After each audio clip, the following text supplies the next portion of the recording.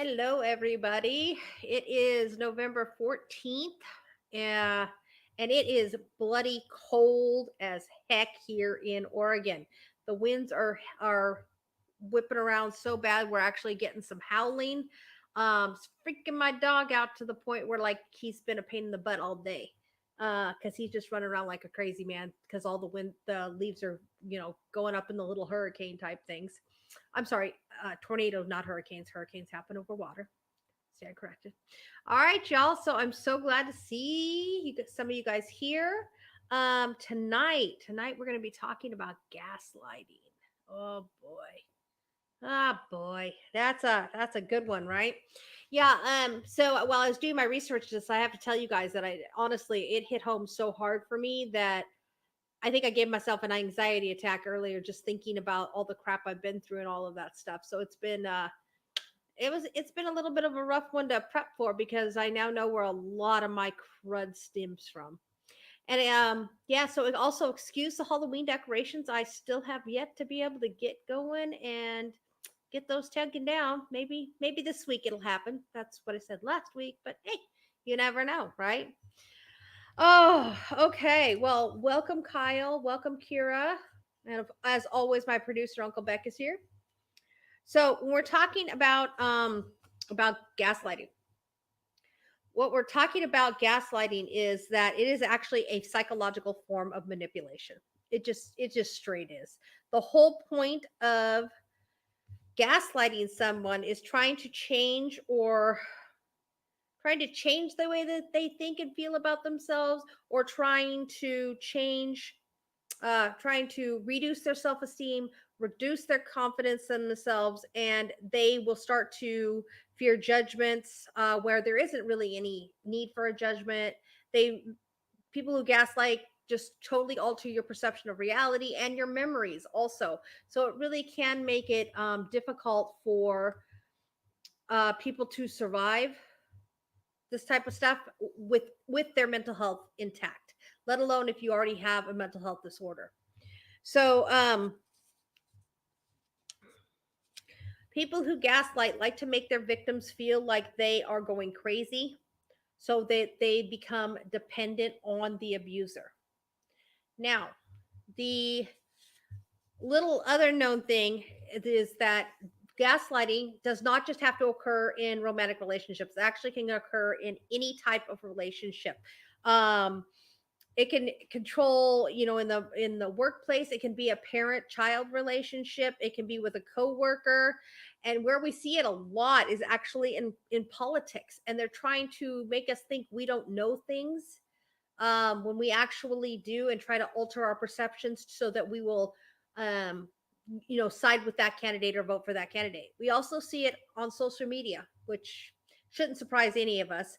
But the ones that made me laugh the most were dictators and cult leaders are practice this type of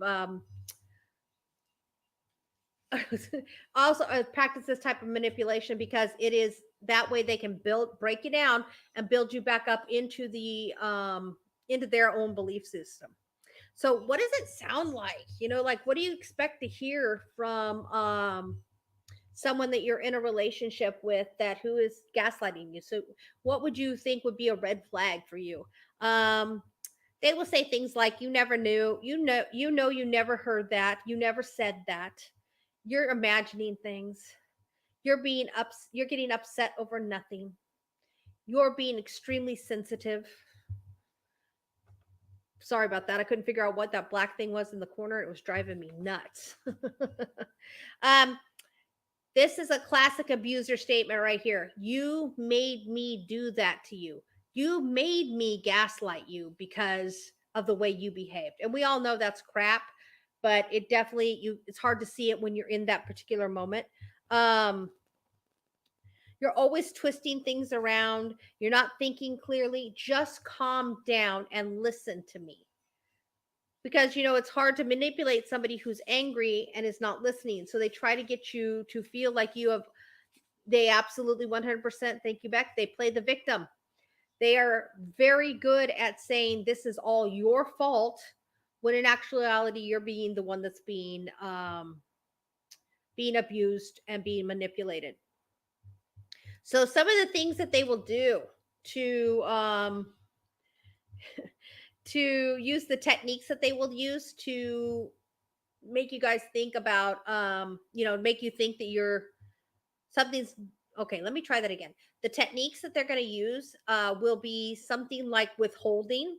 The um the um the abusers are they engage in conversation protocols that the victim does not understand, or that they refuse to listen to or decline to show any of their emotions during these conversations.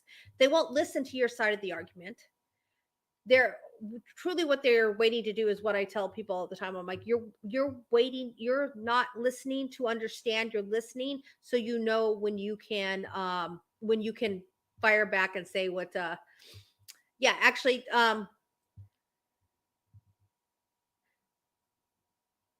yes, that's exactly what they will. There is such a thing as positive gaslighting. There's also such a thing as self gaslighting, which is something that I actually suffer from. And when I read it, I was like, God dang it! So I did not know make that connection until today. So what they do is they try that. It's called withholding. So they will hold the justification for your feelings. They withhold their emotions from it. They just won't listen to you at all. They just want to speak their truth, their side of the conversation, not anything else. The other really harsh one, I think this whole thing is harsh. I shouldn't say there's one part that's more harsh than the other, but this one really hit home with me is when they trivialize what you're feeling. They belittle you. They disregard other people's feelings because there's no other possibly another person in this world that the world could revolve around except for that person. Anybody who thinks anything contrary to what they think and believe is wrong. They're delusional. And you're just being too sensitive, is what you're going to hear a whole lot here. You know, again, this one is really came back and brought back up a lot of bad memories of my first marriage, because that what he would do to me all the time. I'm like, you're being mean. He goes, no, you're just being oversensitive. Looking back on it now, yeah, he was being mean. At the time when I was younger, I just didn't understand it and didn't look at it the way that I can do now.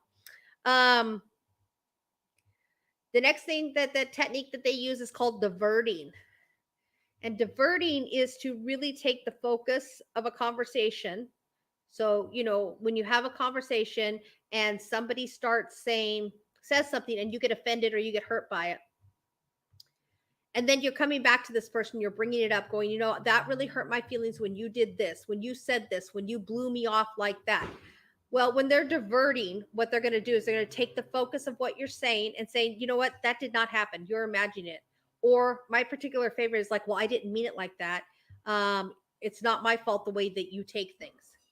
So there's a shared responsibility in it's a two-way conversation, not just a one-way conversation. So it's definitely something that they can use to further their control over your thought processes. Um, the other thing that they do, it's called countering. Um, so when men say this all the time about women, they will say, well, you know, my wife will remember back in 1972 when I was 25 minutes late picking her up, and she'll bring it up in 2022 and expect me to remember it like it happened yesterday. Well, this is the thing with people who gaslight, they actually will start to question your memory. And it'll start very slow, like all of these things will. They'll start super slow. You won't even notice it at first. And you'll start seeing them say, you know what, you really have a bad memory. That didn't even happen. And the worse it gets, the further along you get in the manipulation, you're gonna start actually believing, oh, I must have a bad memory because I don't I swore he said this or she said that, and that they're telling you no, it never even happened. What are you doing? One of the things that also like has been said to me in the past is, you know, I think you're making this conversation up in your head to justify the way you're feeling and the way you want to come at me right now. So again, they play the victim because they're saying, I made it up in my head. I didn't actually hear them say it. They weren't mean. They weren't aggressive on some point that I did not like. They're just like, nah, it never even happened. And then, of course, denial. Denial, denial, denial. Um, of course, denial is absolutely, it's very the abuser conveniently, very conveniently forgets how things happened if it was not in his or her favor. So if you said the sky is blue and you're a person who's gaslighting says no, it's green, they'll conveniently forget the part of the conversation where you prove that it's scientifically blue is just the easiest for us to see and da da da da da, so on and so forth, right? They'll completely forget that part of the conversation, conveniently forget that part of the conversation even happened. And then they will be like, mm, gosh, I don't remember the conversation going like that. You're making that up. And again, it is that's the truth right there. It's definitely not Soren. That is the truth. It's never them though that forgets. It's always you. It's always that you're making it up. Your imagination is running wild with you. Yes. Yes. Oh God, Soren, you nailed that one. It's absolutely I hate that when they do it. And people do it all the time. They honestly do. So the next thing that you can see from these relationships, and these will be some more like, I guess any type of relationship could have, it's called stereotyping. Now, when they're stereotyping, they are taking, choosing to purposely use a negative attribute or a negative stereotype about a person's sexuality, their gender, their race, their age, whatever. They will find some negative stereotype about some portion of who you are, and they will exploit it and let that be the reason for everyone's not why this all keeps happening, why you're saying, oh, I don't remember, and you're saying you're blaming me, it's my memory, da da da. Well, they'll say things like, there goes another clueless woman driver. Okay, that's stereotypical. That is things that people will say because they just, now, do I know that vast majority of women are bad drivers? No, I'm a woman, I'm not a bad driver, but that's just me, that's how I feel about it. I don't think that any stereotype is an acceptable stereotype at all. I really don't. But that, again, that's just me. So the thing is that this is why this becomes so dangerous for those of us with mental health disorders, is because we already are having issues with our self-esteem, with our, if you have something like paranoid schizophrenia, you're already having problems with hallucinations. If you're bipolar, you're already very conscientious of what kind of things are going on in your life. Are you on your meds? Are you presenting normally? Are you presenting weirdly? That kind of stuff. Anxiety stopping you from going anywhere. So we already have these things as a baseline. Hi Jenna, it's nice to see you here tonight. Once you have this as a baseline, this is our norm, right? But then when we get into a relationship of any kind that will start twisting things and gaslighting us, you can see that their main goal is to decrease the self-esteem, but increase the control they have over you. So if you already have a mental health disorder, this is a type of relationship you've got to stay as far away from as possible, because it's just horrifically bad for anyone who has any type of mental health disorder. And that's something that they actually will make you think. They'll make you think, well, if I didn't have a mental health disorder when I came into this relationship, I sure as hell do now. They'll make you question your mental health. And if you, like I said, if you weren't aware of it before, you're certainly going to think you have one afterwards. But that's again why we have to be so careful. So when we're talking about gaslighting on every level, it starts one way, and that is small and trivial. It begins with, like I just said, it begins completely undermining you as a person's belief system. So you're not thinking that, something as simple as the example that I wrote down was that um, you say, I'm going to wear those black shoes. Hi, Ox. I'm going to wear those black shoes. And your partner says, I really don't like those black shoes. But, you go ahead and do whatever you want. Next time you go to wear those black shoes, those black shoes are kind of ugly. But you go ahead and do whatever you want. So I'm gonna wear those black shoes tonight. Do you really think that's a good idea? Kind of make your feet look big. Kind of make you look like you have yacht, you know, uh, like a whole lot of like you're wearing flippers or like Donald Duck. Um, it is. So do you see the progression of what I'm trying to talk about? Eventually, what they'll get to is, oh, what do you have the black shoes on for? I thought you said you're going to wear the blue ones. And I'm like, you're like, no, I said blue. No, I don't think you said black. You said blue. I think you should probably go with the blue ones. It'll look better.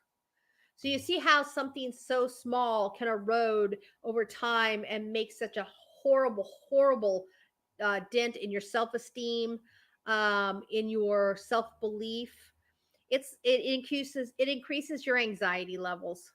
It increases your confusion because you never know if you're coming or going because you don't know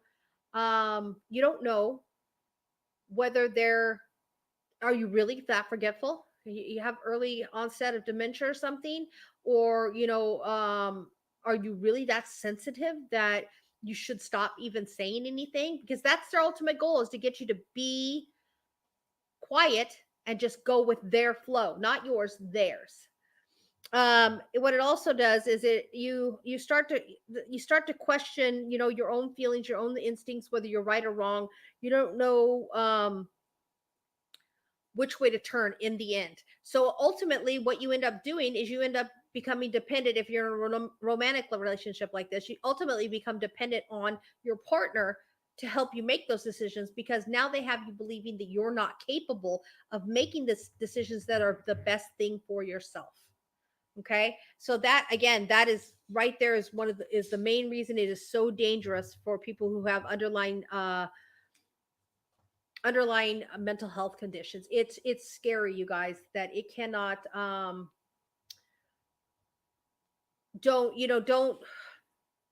don't question yourself so much that you think that there's a problem because somebody else says so.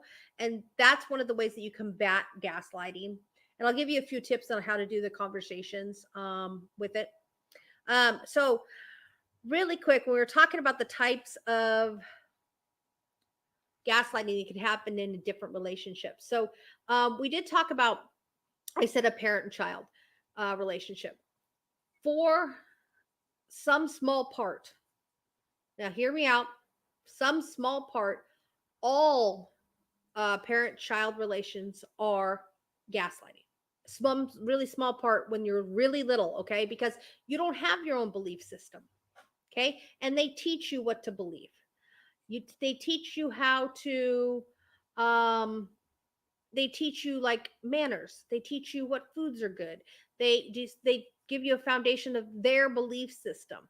So that's something that is completely normal in a parent child relationship.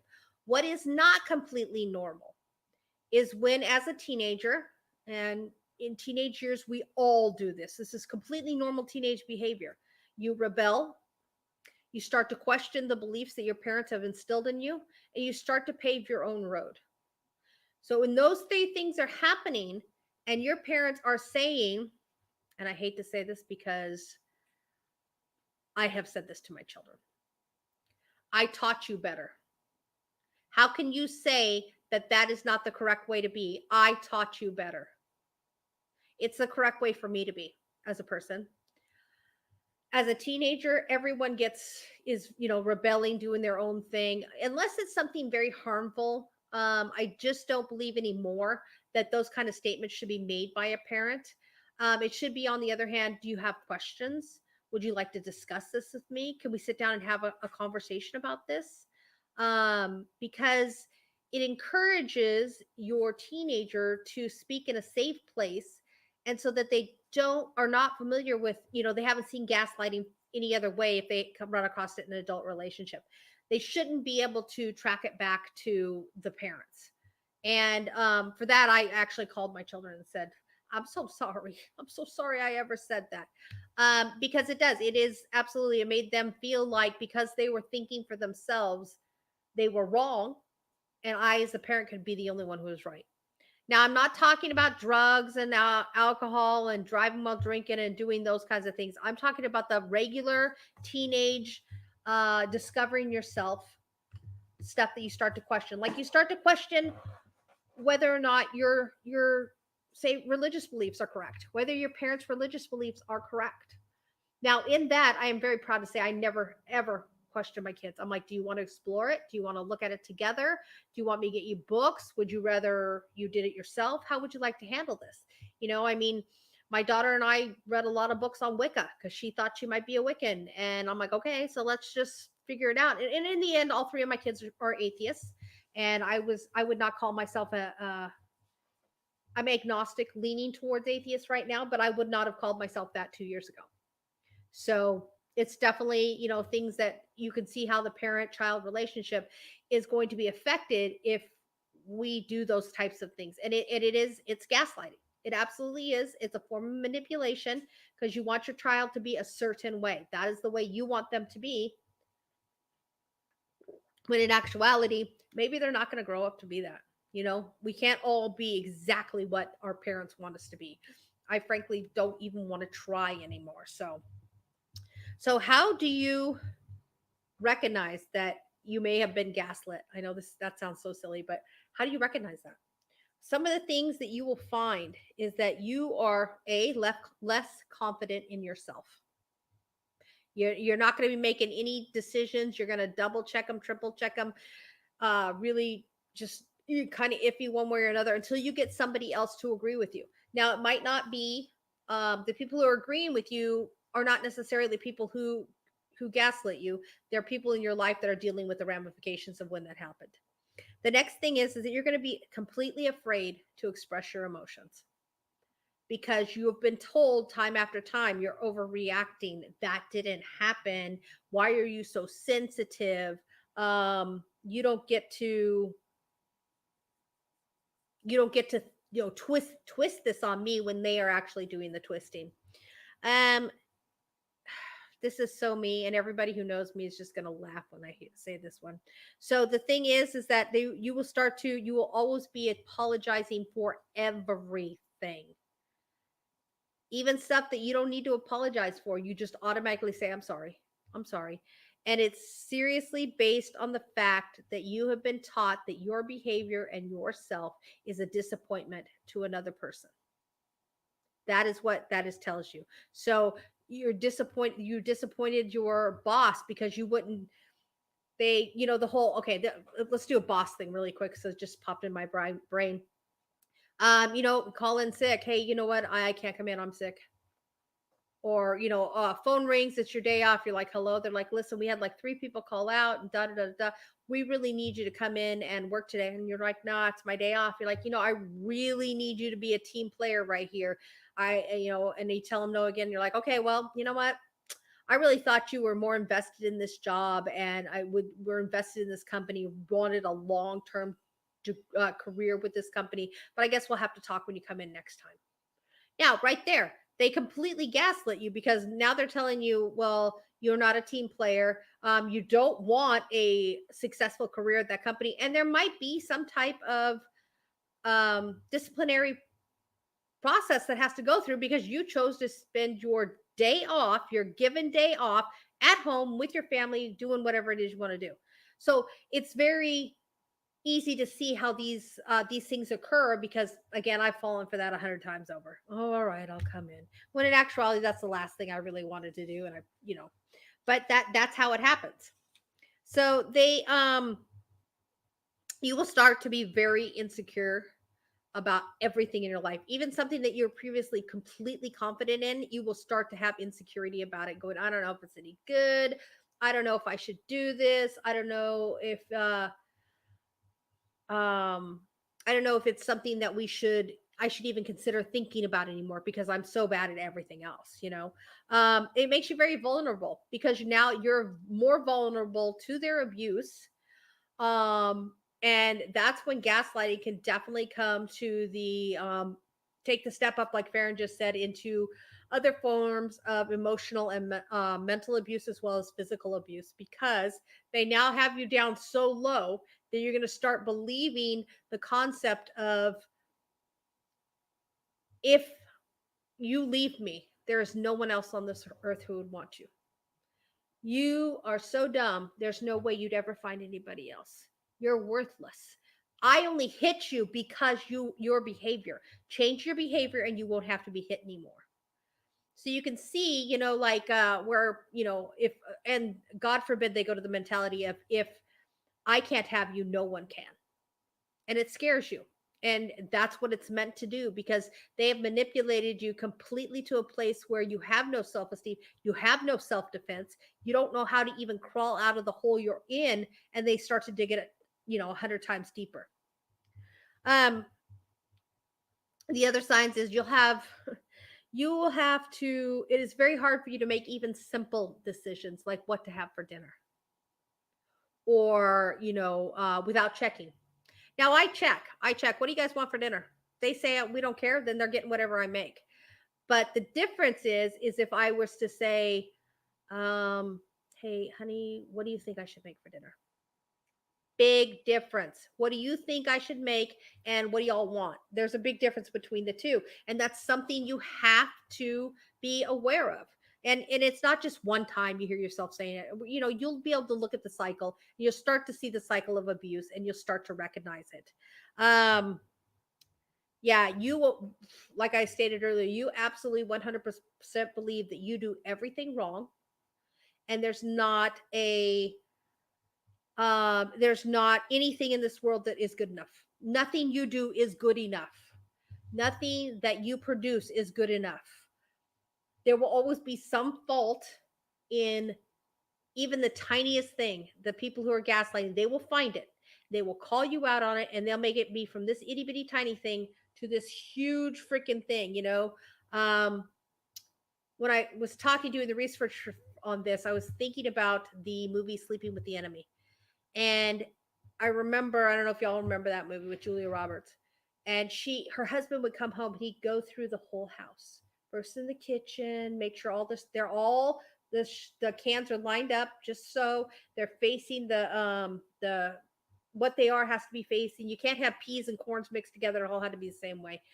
And he gets to the bathroom, and there's been a couple things she's fixed them really quick. He gets to the bathroom, and the hand towels are not hanging together. One's a little higher than the other one. And he fucking backhands her like there is no, I mean, it was harsh. It was harsh to watch on a movie. So he backhands her, and his whole thought process, it was a towel. It was a stinking towel. But he makes it into, see, you can't do anything right. You can't do something as little as make the towels even. You're fucking stupid. You're this, you're that. That's why I have to hit you. I'm trying to make you better. And so that is the actual mind frame that these things will go to. And that's why people don't feel good about themselves when they are being gaslit.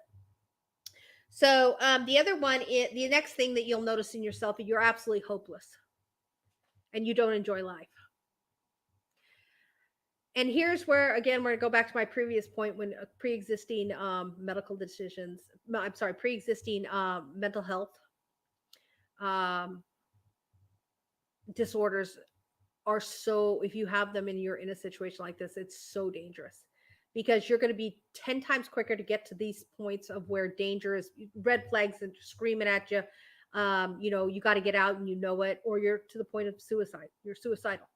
And you're so depressed now, because who the hell wouldn't be depressed if you're being told by someone who is a major holder in your life that you're stupid, you can't do anything right, your behavior makes me treat you and hurt you in a way that you don't like. So if you weren't already if you weren't already depressed, you're certainly going to be once you're in a relationship like this. And I think that that's where a lot of it starts, is that the gaslighting, the manipulation. Huh. That's really funny. I'm gonna have to, no, not funny, Farron, but I'm gonna have to check him out, because the next topic we're gonna talk about goes right with what Farron just said. There should be no surprise to any of you, because there certainly wasn't to me when I was reading this and doing the research. Yeah, there are many people who gaslight have narcissistic personalities. They're either to the point, actually, some of them have narcissistic personality disorder. And honestly, the only way I can tell you the difference is like the NPD is like narcissism on steroids. It goes to some really extremes, and it starts really at really level towards other people, but they are absolutely incapable of understanding why anybody would want them to think any other way than the way that they do. Why is anybody trying to change? um why would anybody want to change what's going on in their lives? um and why would this not why would they want to, why at 32 should I have to get a job, or why at 35 should I have to move out of my parents' house? It's always been this way and I'm quite happy with it. Why wouldn't anybody else be happy with it? So that's definitely something that they they have feel absolutely they feel no remorse. There's some talk about people with MPD of being a they're not capable of feeling remorse for what they do. They so the next step after that, we all know what goes there. You're gonna be looking at possible killer status, because if you feel no remorse, then you're capable of being a psychopath, which means you're capable of being a serial killer. God, that was terrible to say. So now one of the things that we will find if you are recovering from gaslighting that happened in another relationship, you will still continue to self gaslight. And by self gaslighting, I mean that you will we suppress our emotions because we still don't have confidence in what we're feeling is real. Um it especially happens when someone hurts you, or is insensitive to you, or makes a point that makes you feel like you did when you were with the abuser. And you have to understand, plain and simple, the first start, the absolute first step to recognizing this type of behavior in your partner or a co-worker or whatever the case may be, is that you can't ignore your emotions and your feelings. Your feelings are valid. They're just as valid as anybody else on this planet who walks this earth. And for you to think that you're not valid in your thinking because somebody along the way has told you you're too sensitive, you're lying, you're overreacting, you don't remember things, it takes a long time to fix that. But if you keep telling yourself that my emotions are valid, my emotions are real, what I'm feeling is normal, and that's the first step that you have to make to getting yourself out of a gaslighting relationship or away from one. Because if they are your live-in partner, you're never going to be able to leave until you start to find a way to correct the behavior. Not on them. You're not going to listen to them. Their shit is their shit. We're talking about your behavior, not giving them so much power. And yes, I know, easier said than done, but that's just a fact. You have to start making those steps. And the best way to start making those steps or recognizing that something needs to change is to do exactly what Uncle Beck says: find your support system. Find it, and I don't care who it is. I don't care if it is a priest, a friend, a family member, someone you talk to on the internet. I don't care who it is. Someone who's going to be there and listen to you and say, okay, you know what, you're right. Your feelings are completely valid here.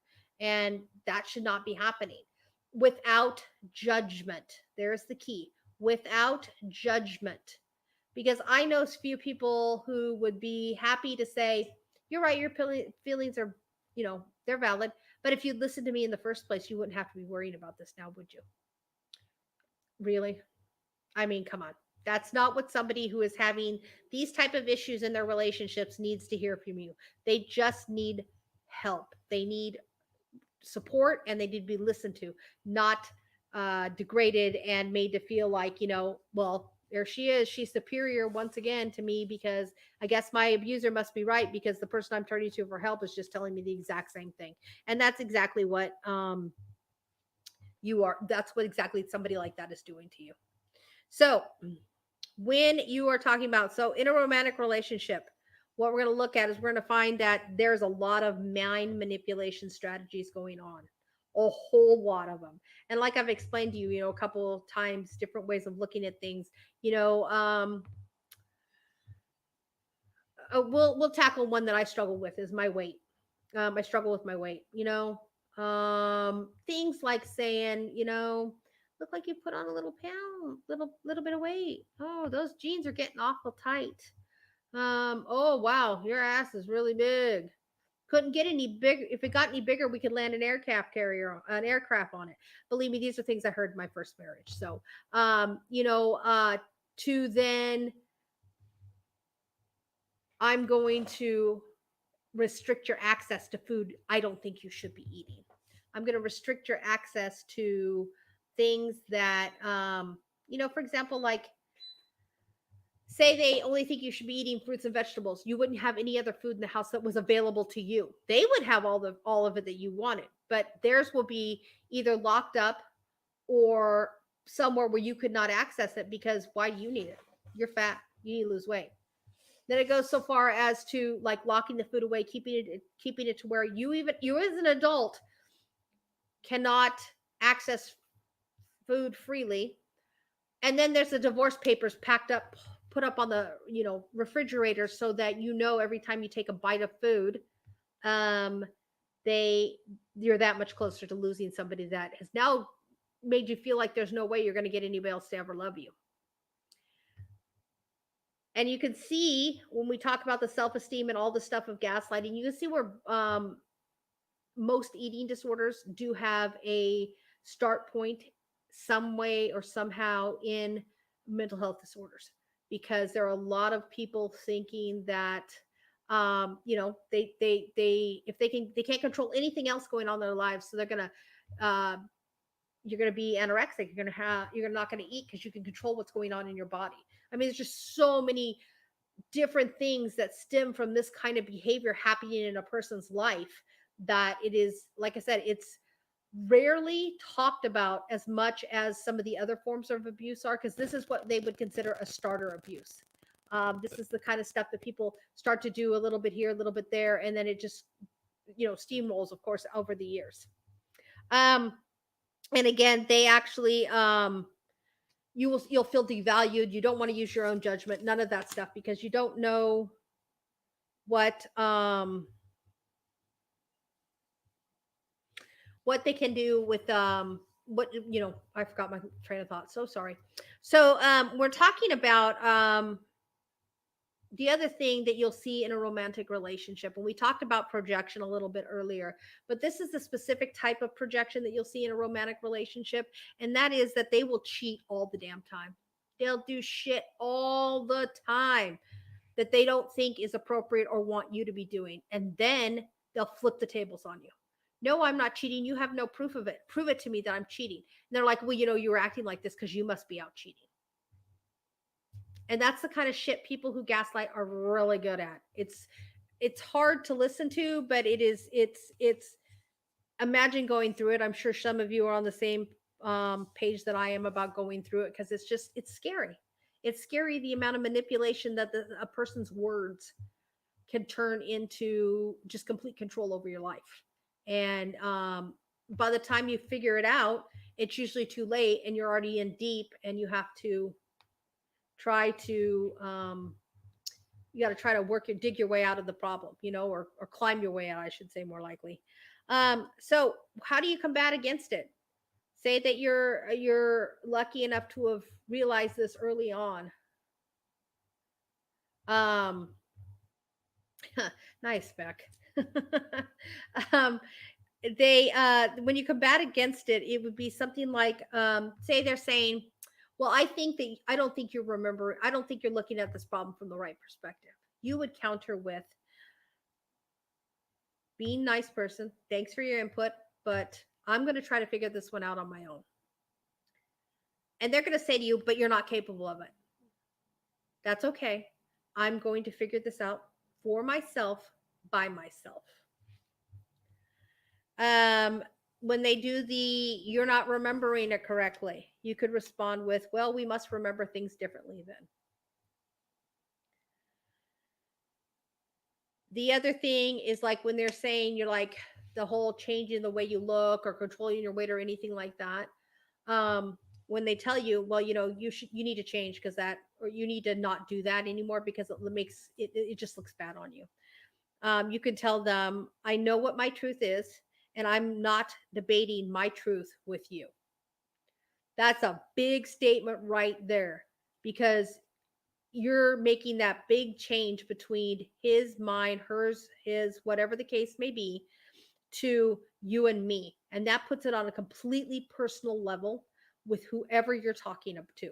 Make it personal, and you'll find that it is a little bit harder for them to be as manipulative as they are. Um, Now, when you're trying to make a decision for yourself and you're kind of on and off, you don't know, and they're like, well, just let me make it for you. Then you can come back with, I'm going to make this decision on my own or for myself. Um, when they try to tell you, you're trying to tell them how I feel. I feel mad because you said this, this, and this to Joe Bob down the street about me, and now they think I'm what you can tell them is you can say, listen, I'm telling you about my feelings and how I feel. Do you have a problem with that? Because again, it takes it down to where you're looking at you and me, and it's putting the thing, they have to admit that they have a problem with it, and they're not going to do it. They're not. Um, when the argument is going to the point you feel like the control is gone and the control is gone and you're just beating your head um, up against the wall, you can say, I feel like I am not being heard and I want my space. So again, you and me making a lot of I statements because they can't argue with it because as effectively as they can other statements. Because you're standing up for yourself and you're taking it, you're owning your thoughts and your feelings. Another good one I read was my experience, my emotion. Sorry, yours are different. Not even sorry. It would be my experience, my emotion. Yours are just different. And the other one would be, I get that you're mad and I'm mad too, but I'm not stopping what I'm going to do so you can try to just, persuade me to do something else. And then the big one where you've just fed up and that's exactly it. I'm stepping away from this conversation. I'm done. And that will allow you to make those changes to step over and be able to start living a new truth away from abuse and neglect, because you'll find that one of two things are going to happen. Number one is that they're going to have to concede, and little by little you'll start taking back your power. Little by little you'll start bringing yourself back to where you want to be. Okay? Maybe the couple can stay together. Option number two, you're going to start taking back your power, and they're going to redouble their efforts and the relationship of any kind will become more abusive. More gaslighting will happen to the point that there will be physical harm, and we will go to physical abuse. When you feel that you've reached your done point and you don't think you're strong enough to take back your power, leaving is taking back your power. Walking out the door and saying, enough. I've had enough. I'm going somewhere else so I can get back to being me again. And that is really important because as many different things as I give you guys pointers, oh, you can react this way, or you can say this about gaslighting, you can do that about gaslighting. I was in a marriage for, gosh, long enough to get pregnant, but the whole point was he had to just had to absolutely have control over everything I did. And anytime I wanted to leave, I would get the whole, you're not going to amount to anything. You're not going to do anything. When I went on to go to paramedic, I went on to go to EMT school and started my career in pre-hospital care. Um, I was going to work. I was called in to work the Long Beach riots, the LA riots, and he refused to take my our daughter. It was his weekend. He refused to take her because he didn't want me working down there. I'm like, what? So I had to go leave her with my mom because I still had to go to work. I still had a job to do, but he wanted to absolutely control me. And the best way to control me at that time was to not let me find a joy in something or find a purpose. And it wasn't until it became physical abuse and I was holding my daughter when he knocked me down and hit me with my daughter in my arms. She was still very young. That I said, the only thing I can do now is leave. And I called my brother, and him and a few Marine Corps friends showed up and got me out of there at gunpoint. And that's how scared I was. I had to go get the restraining orders. I had to do all of that stuff. And it was just so ridiculous the amount of stuff, hoops he tried to jump through. Like, even with the divorce, he waited. He waited for 6 years. Okay. We'd only been married for two together. We were together. We were in high school together. So we had been dating for 2 years in high school. And 2 years after that, we were married and we had our daughter. And then it took another 6 years for him to sign the damn divorce paperwork. Why? Because he was ultimately controlling what I could and couldn't do with myself, my person, my being. I was almost 7 months pregnant with my second child before he would give me a divorce. And because then it was embarrassing to him that I got pregnant by somebody else. But that's what gaslighting does to you. That's exactly how gaslighting starts. That's why it's called the beginning abuse, because it tears down everything that you think you are, and they only allow you to rebuild how they want you to be. And that's why you have to be so careful if you suspect this in your early relationships. Oh, hello, student Dr. Ben. I'm glad you had a good shift in the ER today. How do you know that why did I say he had a good shift? Because I was talking to him earlier. That's how I know it was a pretty good shift. Anyway, it's again, it's so fundamental and a lot like it's abuse on an absolute fundamental level. Absolutely. Because it does take you apart. And like I said earlier, cult leaders Cult leaders are absolutely fantastic at gaslighting. Fantastic. People believe the hooey that they are spilling. I mean, come on. Let's look at Jonestown. Jonestown. People, those guys were so good at gaslighting that they had people drinking the Kool-Aid. Okay, they had moms feeding babies the Kool-Aid. And that mass suicide because that's what they convinced people they needed to do. Let's look at the what were those guys called? The Hellspot Comet. I can't remember what the heck the name of that. Heaven's Gate. Heaven's Gate, same thing.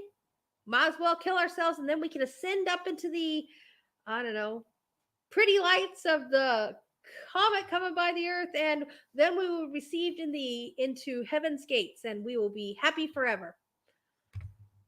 Yeah. So you can see how it does take a certain type of person, okay, to get that kind of to have that type of control over people. They are charismatic as hell. They'll worm their way into your life and you won't even realize that they're worming. Okay. They will start demonstrating control before you even ask like what their last name is. It is just who they are. Okay. And I'm not saying just as in we have to accept them for that. We have to be aware of it so that we can notice it when it does happen to us or it is happening to somebody that we love, but also to help us as people who have what do you call it, a somebody who already has a mental health disorder. We have to be on alert for people like this because they will take us for everything that we are. They'll be the people who says, I just need some help and da da da da da. And if you're like me, I want to help everybody. I absolutely want to help everybody. And I'll believe it. And I shouldn't believe it. I should protect myself and I should have more.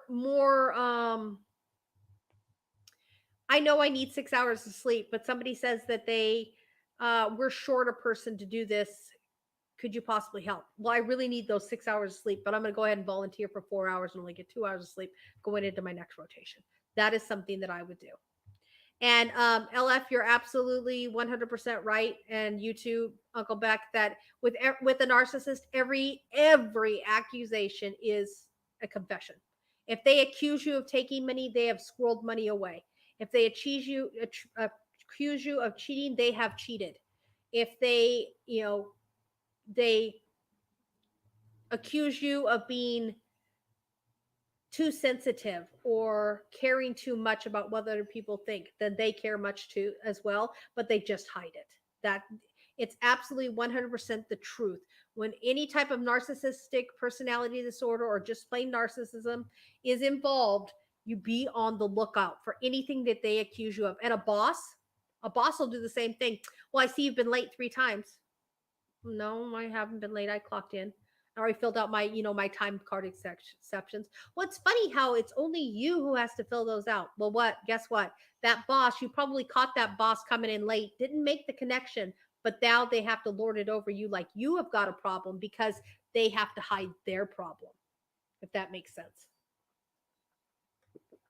Same thing happens with people who are let's do a really awful combination.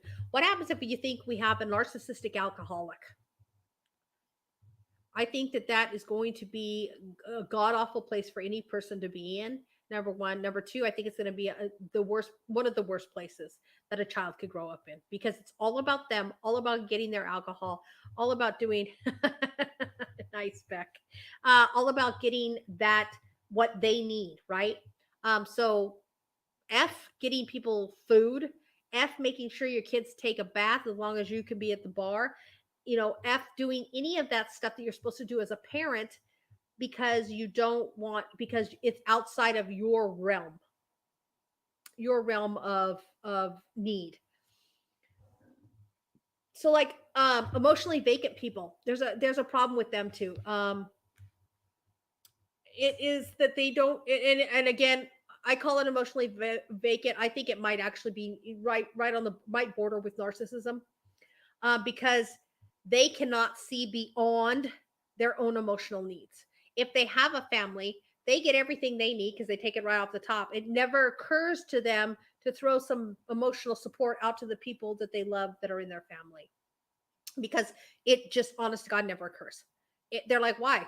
I got it. We're good. I have a cousin whose husband is kind of like this, but like, because he works his 5 days a week, does his thing. I mean, he really does provide a really great life for the family.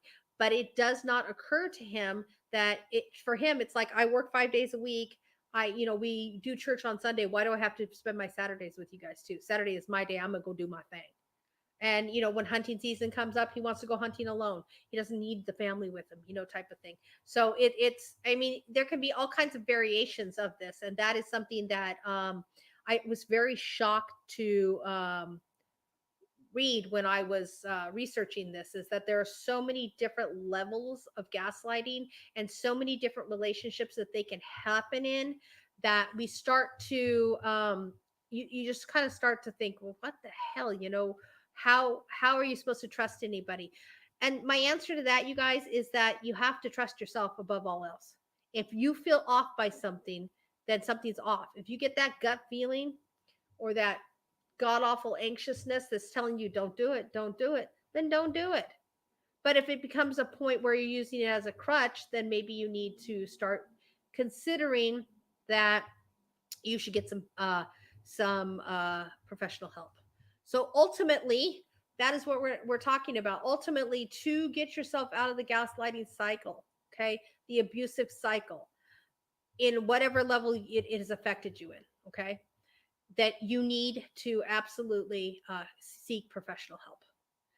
Get a therapist, and y'all, we can do it online nowadays. It costs a whole heck of a lot less, or if it's not even free online, we could do it online.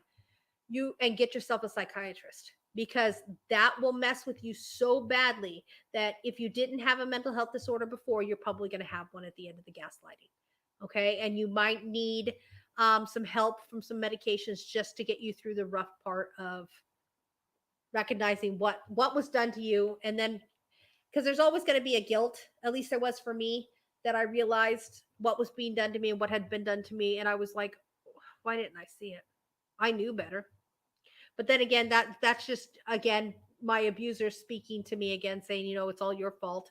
You made me act this way. So I think the guilt is a common side effect of the abuse, that is just your abuser sneaking back in and having more words of negativity and stuff for you to hear. So, well, it is almost been an hour, so I'm going to wind this up, and I got to give a big shout out to, it's called Calm Messy Therapy. This is where they did an article, and I got a whole lot of the information that I have here, and I love their message in their therapy. It's like, you be calm, know you need help, but it's going to get messy before it gets better. And that is the truth with any type of therapy, any type of trauma therapy, especially because you just don't know what we're going to be looking at. So okay, so as always, I want to thank everyone for coming. A special shout out to my producer, Uncle Beck. And we are having an after party. If y'all would like to stick around, I believe it starts in Beck usually starts in about 15-20 minutes after I go off air, because we all got to have potty breaks. So please come back, join me. Let's talk about Well, now you got a delay so I can give everybody a link. Sorry.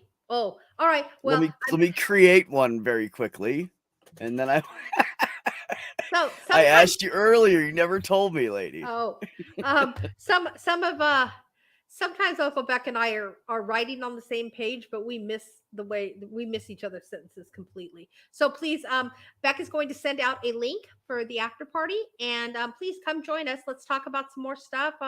Give me your ideas for a new show. I would love to get any ideas for this. Any ideas for a new show? If you'd like to be a guest on my show, please get a hold of me and let me know, because I am always down to have people live on the show talking about what they're going through, or what could possibly be going on with them. And that's the whole point of the show, is to um the whole point of the show is, though, that we put our experiences out there so that we can help others, and maybe make their battle a little bit less hard because of what we shared. So, all right, I will talk to you guys later. And remember, you are perfect just the way you are. Bye.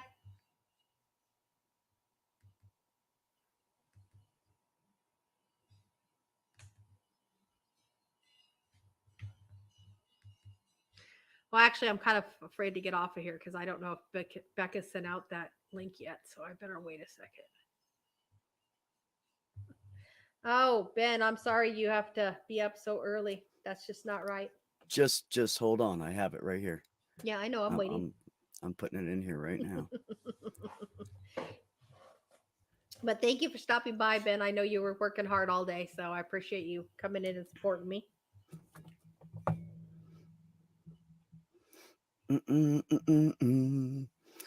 Okay, guys, this is the guest link. Don't tell anybody.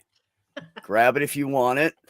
Otherwise, it'll be on my channel, and it'll start at 9:15. Peace out. 9:15 his time, 8:15 my time. He does that to me all the time. Confuses me. All right, you guys, have a wonderful night, and I hope to see you in the after party.